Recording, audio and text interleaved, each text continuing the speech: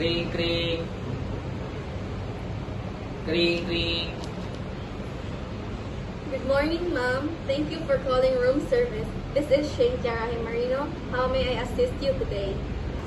I'd like to place an order. Of course. May I please have your number? Room 201, please. Thank you. What would you like to order today? One pasta with a lot of cheese, please. Thank you. Just to confirm, your order is pasta with a lot of cheese. Is there anything else I can get for you? No, that's all. Wonderful. Your order will be delivered to your room in approximately 10 minutes. Will you be paying by room charge, cash, or card? Room charge, please. Perfect. Thank you, and we'll see you shortly. Room service. Room service.